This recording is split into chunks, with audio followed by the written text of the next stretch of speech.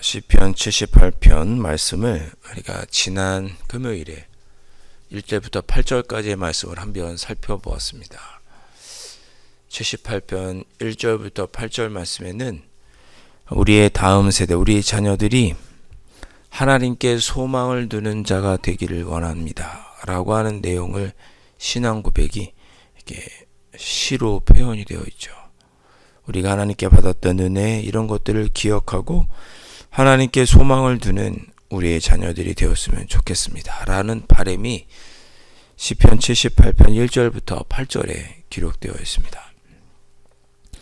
자, 그런데 이어지는 9절부터는 그 오늘 말씀까지도 우리 사랑하는 다음 세대가 어떤 사람이 되었으면 좋겠느냐, 1절부터 8절까지는 하나님의 은혜를 기억하고 하나님께 소망을 두는 자녀들이 되었으면 좋겠다라는 내용이고, 9절부터 오늘 말씀까지 끝에까지도 그렇습니다. 어떤 내용을 기억했으면 좋겠느냐, 우리의 자녀들이 하나님께서 심판하시는 분이라는 것을 기억하면 좋겠습니다 라는 내용이 오늘 본문에도 쭉 이어지고 있습니다. 그러니까 78편 9절부터는 다 그런 내용이에요. 이스라엘 백성들이 광야길에 얼마나 하나님을 원망하고 불평했는지, 그런 내용들이 78편 9절부터 쭉 나오고 있습니다. 오늘 말씀도 그 연장선이죠. 40절 보시면 그들이 광야에서 그에게 반항하며, 그러니까 과거 이스라엘 백성들이 광야에서 하나님께 반항하고 사막에서 광야에서 그를 슬프시게 함이 몇 번인가. 그렇죠. 이스라엘 백성들이 민수기를 보면 광야에서 얼마나 많이 하나님께 원망하고 하나님을 속상하게 합니까? 슬프게 해요. 원망하고 불평이죠. 이스라엘 백성들의 광야 모습은 하나님께 참 슬픈 일이었습니다. 하나님의 마음이 아프셨어요. 41절 그들이 돌이켜 하나님을 거듭거듭 시험하며,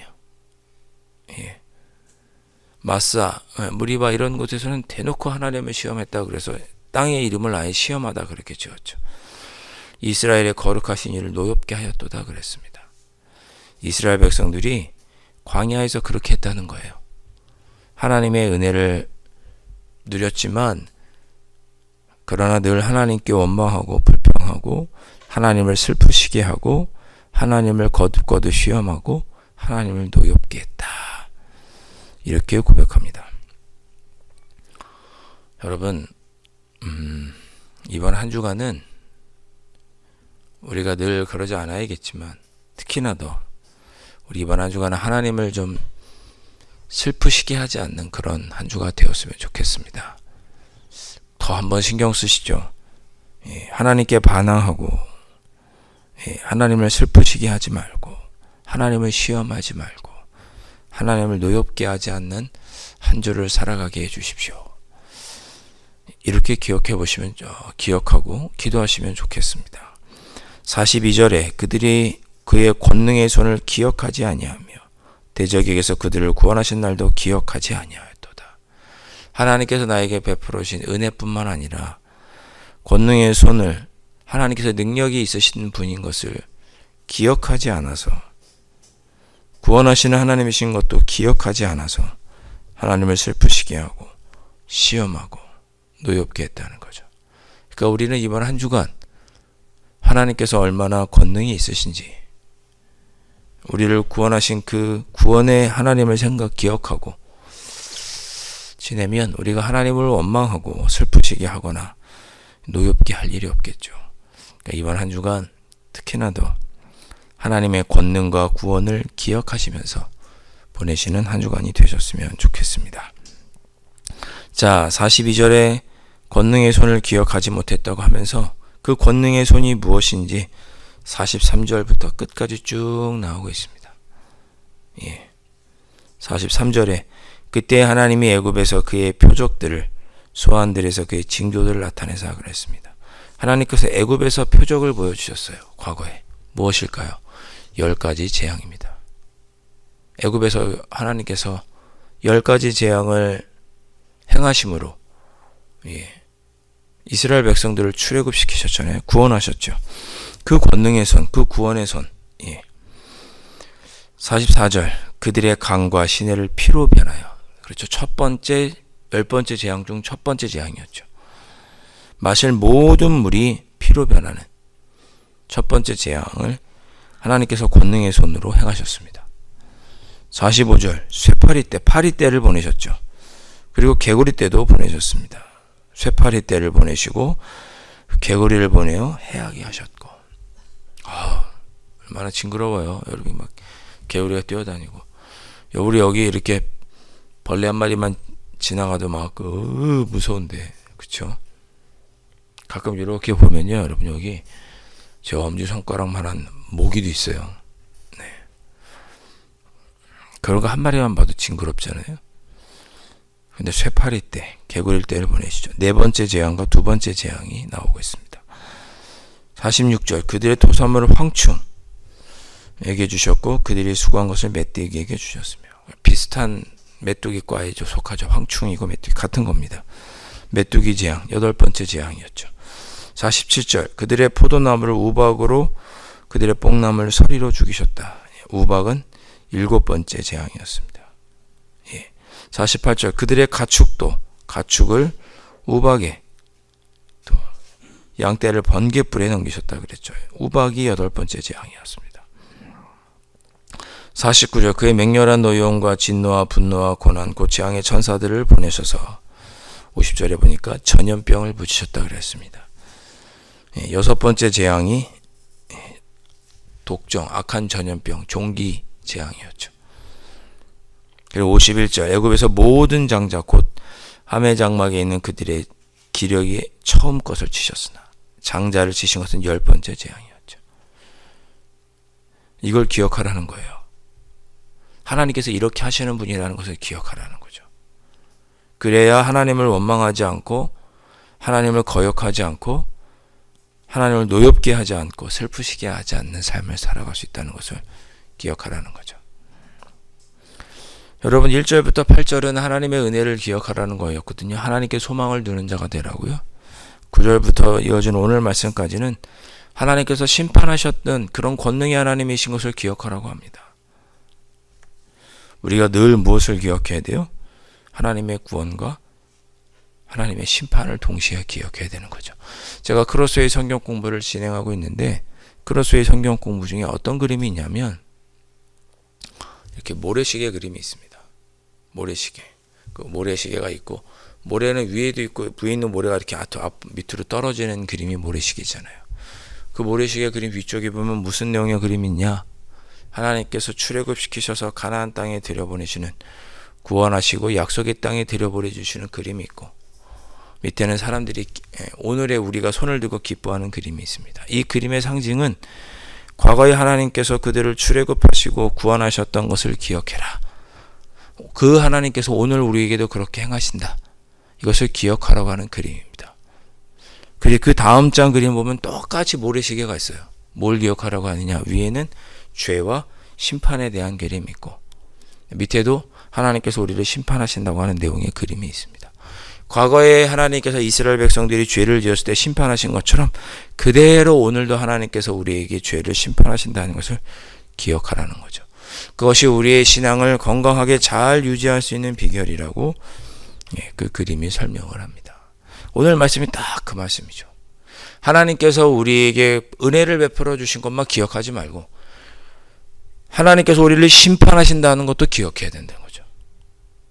좋은 일만 기억하고 하나님의 좋은 일만 기억하지 마시고 우리가 하나님께서 베풀어 주신 권능의 손을 기억하지 않고 하나님을 슬프시게 하고 거듭 시험하고 하면 하나님께서 우리를 심판하신다는 것도 매를 때리신다는 것도 기억하라는 거죠. 70편 78편이 그렇게 되어 있는 거예요. 하나님의 은혜도 기억하고 하나님께 소망을 두지만 그러나 우리의 자녀들이 하나님께 우리가 슬프게 하고 시험하고 거룩하신 일을 노엽게 하면 심판하신다. 과거 애굽에서 그렇게 심판하셨고 그렇게 하실 권능이 있으시다. 네. 여러분, 우리가 하나님께 기도할 때 하나님께서 우리에게 사랑과 은혜만 베풀어 준다고 기도하시면 안 됩니다. 내가 죄를 지으면 심판하신다는 것도 기억하시고 기도하셔야 됩니다. 52절, 그가 자기 백성은 양같이 인도하여 내시고 광야에서 양떼같이 지도하셨도다. 그렇죠. 홍해를 건너 이스라엘 백성들이 광야를 가는 동안 양떼를 어떻게 지도하나요? 쉴만한 물과 푸른 초장으로 인도하죠. 비록 광야와 같은 척박한 상황에서도 하나님은 물을 주시고 만나와 메추라기를 주시고 대적들과 싸워서 이기게 하셨죠. 양떼와 같이 돌보아 주셨습니다. 그래서 53절에 안전히 인도하셨다 그랬습니다. 원수는 바다에 빠뜨렸다. 홍해 건너때 애국 군대를 모두 물에 빠뜨리시는 그런 하나님이시죠. 54절, 그들을 그의 성소 곧 영역 곧 그의 오른손으로 만드신 산으로 인도하시고 그랬습니다.